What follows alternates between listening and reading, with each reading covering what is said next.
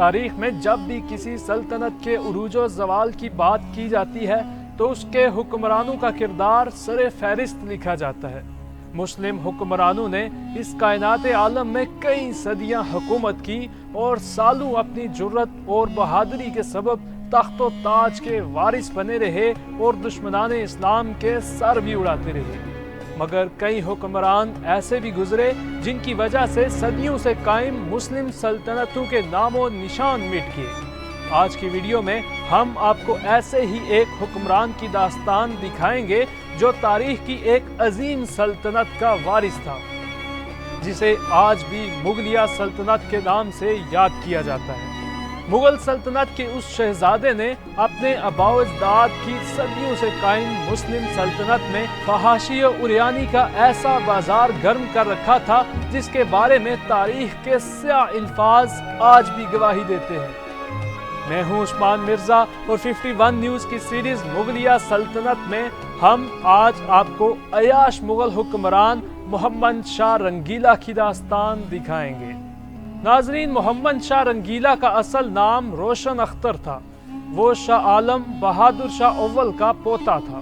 یہ وہ وقت تھا جب ہندوستان میں مغلیہ سلطنت زوال کا شکار ہو چکی تھی۔ سلطنت کے تمام تر اختیارات سید برادران کے ہاتھ میں تھے اور شہنشاہ محض ان کے اشاروں پر ناچنے والی کٹ پتلی بن چکا تھا۔ سید برادران نے ہی محمد شاہ رنگیلا کو قید سے نکال کے تخت پر بٹھایا۔ وہ 17 ستمبر 1719 کو تخت نشین ہوا۔ اس نے اپنے لیے دین محمد شاہ کا لقب پسند کیا۔ وہ ایک عیاش طبع غیر متوازن شخص تھا جو ہر وقت نشے میں دھت رہتا تھا اور موسیقی اور رقص کا دیوانہ تھا۔ اس کی اوٹ پٹانگ حرکتوں پر اس کے درباری واہ واہ کر کے داد دیتے۔ وہ اچانک حکم دے دیتا کہ کل تمام درباری زنانہ کپڑے پہن کر آئیں گے اور فلاں فلاں وزیر پیروں میں گھنگرو پہنے گا اور فلاں فلاں وزیر پیروں میں گھنگرو باندھے گا۔ وزراء اور درباریوں کے پاس انکار کی کوئی گنجائش نہیں ہوتی تھی۔ وہ دربار میں آتے ہی پرانے تمام قیدیوں کو رہا کرنے اور نئے قیدی جیل میں ڈالنے کا حکم دے دیتا۔ اس کے دور حکومت میں شاید ہی کوئی ایسا شخص ہو جو جیل نہ گیا ہو۔ وہ روزانہ نئے وزراء بناتا اور اگلے ہی روز انہیں معزول کر دیتا۔ اس نے اپنے ایک گھوڑے کو وزیر مملکت کا خطاب دے رکھا تھا۔ وہ گھوڑا شاہی خلعت پہن کر وزراء کے ہمراہ دربار میں موجود رہتا تھا۔ سلطنت مغلیہ اس دور میں تیزی سے اپنے زوال کی جانب رواں تھی۔ جب تک سید برادران زندہ رہے، محمد شاہ رنگیلا نے کبھی آزادانہ برتاؤ کی کوشش نہیں کی۔ سید برادران نے اسے سخت چیکنگ میں رکھا ہوا تھا، جس کی وجہ سے وہ ان سے چھٹکارا پانے کے لیے پرعزم ہو گیا۔ اس لیے نظام الملک کی مدد سے اس نے 1722 میں ان سے چھٹکارا حاصل کر لیا۔ وہاں اس نے مراٹھوں کے ساتھ سازش کی اور دکن کے گورنر کو شکست دے دی۔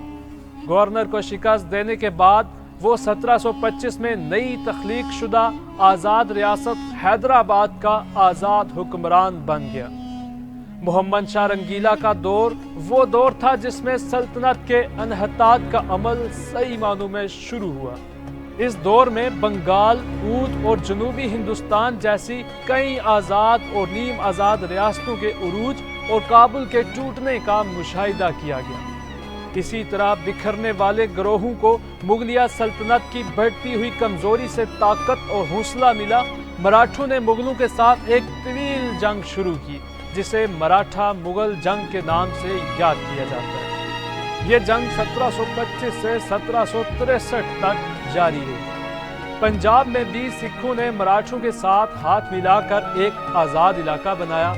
مراٹھوں نے مغلوں کو مغلوب کر دیا اور یہاں تک کہ 1738 میں دہلی میں داخل ہو گئے، جسے باجی راؤ نے محمد شاہ کے موافق شرائط کے بعد ہی چھوڑنے پر رضامندی ظاہر کی۔ ایک اور اہم واقعہ 1739 میں نادر شاہ کا حملہ تھا۔ اس سے قبل فارسی خانہ جنگی کے دوران نظام کی تجویز کو رنگیلا نے صفویوں کی مدد کے لیے ٹھکرا دیا تھا، کیونکہ اس کی پالیسی محدود دستیاب وسائل کی وجہ سے پرامن انخلا کی تھی۔ मुगल फौज मुकम्मल इंतशार का शिकार हो चुकी थी। इसके नतीजे में जब नादिर शाह ने हिंदुस्तान पर हमला किया तो वो करनाल की लड़ाई में मुगल फौज को आसानी से शिकस्त देने में कामयाब हो गया, जिसके बाद दिल्ली की बेमिसाल लूटमार शुरू हो गई। नादिर शाह खजाना और यामूर का तख्त अपने साथ ले गया। रंगीला खोई हुई शान और शौकत और ताकत को बहाल न कर सका। इन हालात ने अहमद शाह अब्दाली को 1748 में हिंदुस्तान पर हमला करने पर उकसाया। नादिर शाह ने मुगल फौज को बदतरीन शिकस्त दी और आला शान और शौकत के साथ दिल्ली में दाखिल हुआ। इसने मोहम्मद शाह रंगीला को कैद कर दिया और तमाम दौलत अपने कब्जे में ले ली। मोहम्मद शाह ना तो रईसों और मजहबी अशरफिया पर भरोसा करता था जिन्होंने औरंगजेब के दौर में शराफत की जगह ली थी।